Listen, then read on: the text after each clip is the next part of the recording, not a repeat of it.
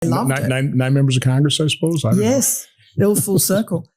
You've come in almost like Mr. Smith goes to Washington, and you will open up investigations and look at things that others have dismissed. And I'm thinking, particularly you were very courageous during COVID when you had a lot of vaccine injured people in, when no one else would talk about it,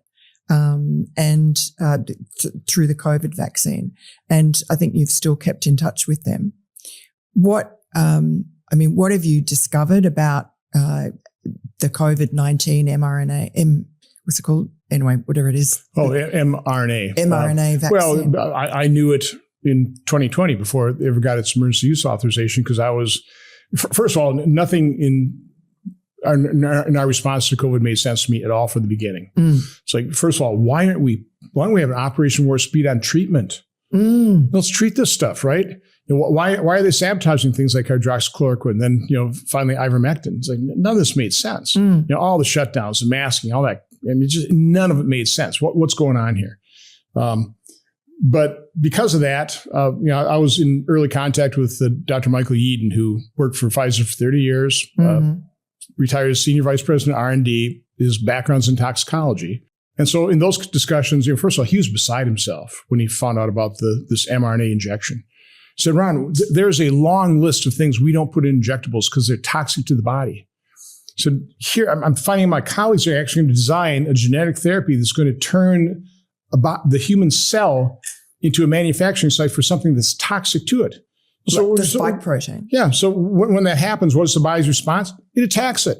They knew it wouldn't stay in the arm. They had biodistribution studies. There's going to biodistribute all over the body, and so it's going to attach itself to heart cells.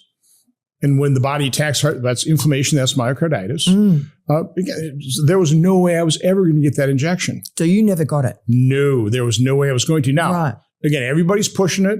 I'm not a doctor. I'm not a medical researcher. Maybe Michael Yeadon's wrong. So I was just very carefully monitoring, for example, VAERS reports. And so very early on, I'm already seeing thousands of deaths. And that's self-reporting to the government when you've had a vaccine injury. Right. And it vastly underreports vaccine injuries because it's a pain. Doctors ignore it. Yeah. So there's one study, maybe 1%.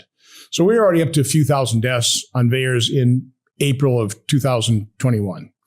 And at that time, 46% of those deaths were occurring on the day of vaccination or within 1 or 2 days. I know VAERS doesn't prove causation, but man, that's correlation you got to look into. Yeah. So I asked Francis Collins in a meeting with some other senators, are you watching VAERS? I mean, does this concern you? I mean, I'm spotting those statistics. And he goes, Senator, we've identified 6 deaths associated with the J&J vaccine. That's it. The other deaths, Senator, people die. Right. They just blew it off, and they continue to blow it off. And, we're at the state right now that almost everybody's in a state of denial. If you got the shot, you just want to move on. You don't want to think that there's things like turbo cancers or undetected myocarditis or, that neurological issue you have. Well, that's just, again, people get, autoimmune disease. So the medical establishment that pushed it, the federal health agencies that pushed it, members of Congress that cut videos like Steve Colbert, get that shot. Yes. Nobody wants to admit they're wrong. No. And so we're still in this bizarre situation where the injection injuries are still being denied. How many people do you think were killed or died? Well, I mean, VAERS shows, I think we're closing in at 39,000 worldwide. But if that's, let's say 10% are reported, that's putting a count in the hundreds of thousands. We know there are millions of adverse events, but again, all this is just being denied and covered up. And you've got to. And it wasn't a real vaccine. So. It's gene therapy. A vaccine is either attenuated virus or killed virus that, by the way, which don't work very well, which is why they have to put something called adjuvants, the aluminum, the mercury, to excite your immune system, to get it to activate to recognize the attenuated or killed virus, right? What this does is it's a mRNA. It's modified. It's not real messenger RNA. It's modified so it doesn't degrade. Because mRNA degrades very rapidly.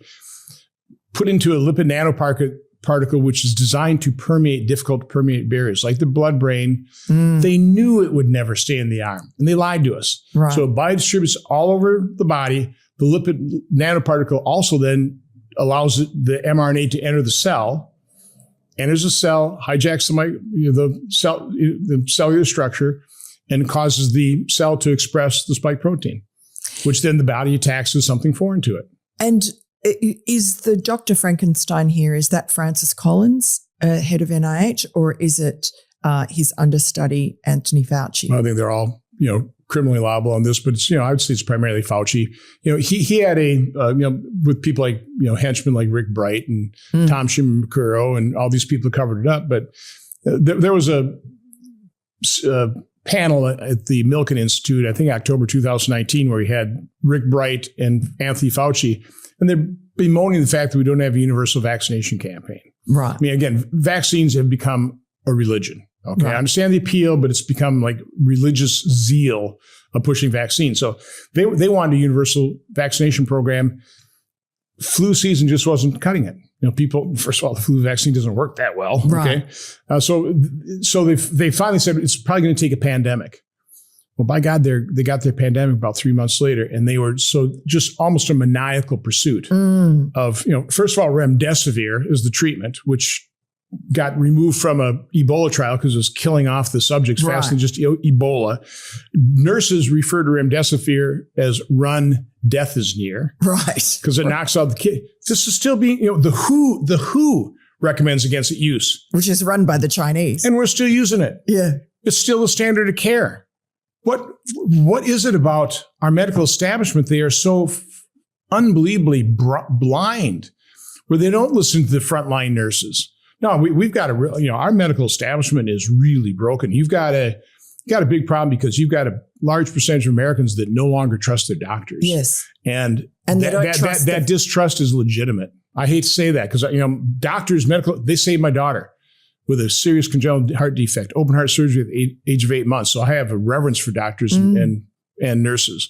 But man, what they did during COVID, what they continue to do is just inexcusable. And why is that? Is that because the medical schools have taught a whole cohort of woke doctors? Because anybody that questions the dogma, the orthodoxy, they destroy. I mean, they utterly destroy. I mean, Semmelweis, a very famous instance back in the 1800s. This guy, I think he was an OBGYN, but he's kind of noticing his other OBGYNs coming in from performing autopsies in the morgue, going right to deliver a baby and having a reasonably high level of infant mortality. So he just kind of innocently says, well, maybe you ought to wash your hands first. They destroyed him. He ended up dying in an insane asylum, okay? Yes. That's just one example, but look what happened to COVID. Yeah. I get Peter McCulloch talking about hydroxychloroquine. Baylor sues him. They fire him. They terminate him. They threaten his medical license. Same with Pierre Corey. Same with Dr. Bowden in Texas. So it's your fault. So, yeah. I feel guilty about it. I do. It's unfortunate, but it doesn't take many. No. If you're a dictator, just hang a couple people that go out of line and pretty well the population falls in line. And that's what's happened. I think, again, it's hard to blame them when they see what happens to the ones that have the courage to speak out. Yes. A doctor puts in how many years of training and residency and then how many years of experience. I mean, they do it because they want to heal people. They want to help people. They don't want that destroyed. They don't want to be. It's like the FBI whistleblowers too. I mean, they were hung out to dry and destroyed in a way. Yep. And that shut up everyone else. That keeps people pretty much in line. Yeah. Yeah. And again, congressional investigators, we need whistleblowers. We need investigative journalists to, kind of dig up some of these leads for us. And then we can use, to a certain extent, our limited subpoena power. But part of the problem we have is, and you're seeing here, administrations, no matter what the, Democrat or Republican, they look at congressional oversight as, we'll wait them out. Yeah. We've got a job to do here. So they don't prioritize congressional oversight. They don't respect congressional subpoenas because unless they come from Nancy Pelosi, they can wait it out. Then Steve Bannon goes to jail. Absolutely. No, I mean, again, if you're part of the deep state, if you're a leftist, the deep state is incredibly helpful.